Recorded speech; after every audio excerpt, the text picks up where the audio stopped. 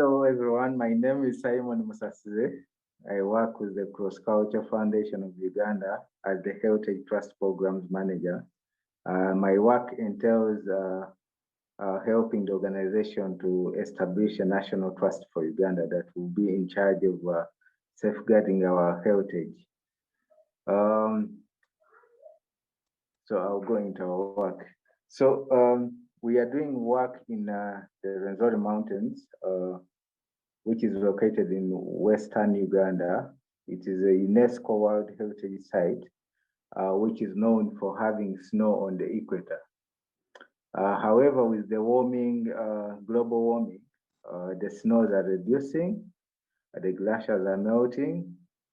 Climate change is also resulting in changes in zones, shifting species, changes in rainfall patterns, and an increase in flood instances. Research already carried out indicates that the alpine glaciers have reduced from 7.5 square kilometers in 1906 to less than 1 square kilometers in 2003. The receding snows, according to Uganda Wildlife Authority, which is the government body that manages national parks, has resulted in the creation of over 20 lakes on the mountains. These lakes supply and sustain several rivers that are running downstream. In recent years, this has led to disastrous flooding, which has not only affected the surrounding communities, but the country at large. The rivers now come down with huge boulders, and recent almost cleared an entire town called Kilembe town. It destroyed schools, swept away homes, farms, bridges, and hydropower dams. As Cross Culture Foundation of Uganda, we are using traditional knowledge to adapt to the effects of climate change. Working with local communities, we have together identified trees that are important to them, with a lot of traditional knowledge to them. Among them is the bamboo trees.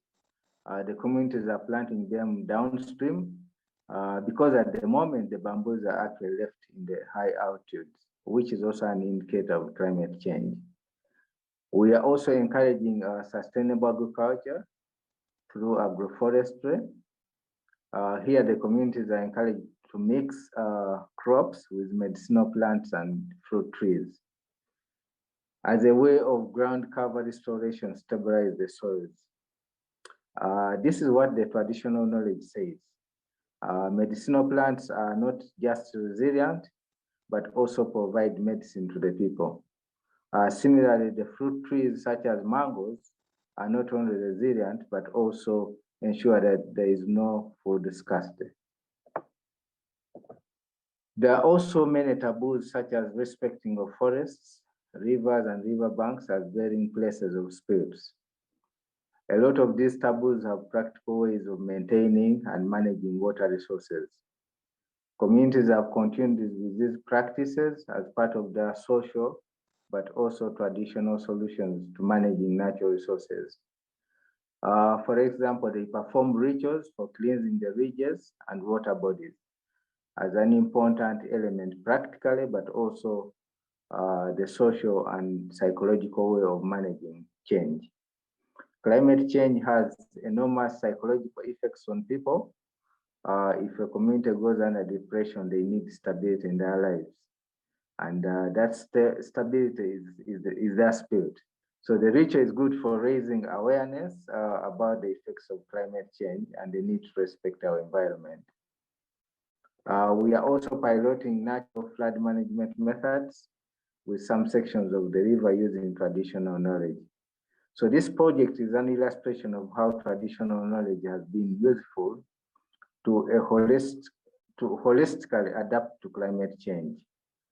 Managing water resources, food scarcity, management of river banks, managing of social effects of climate change.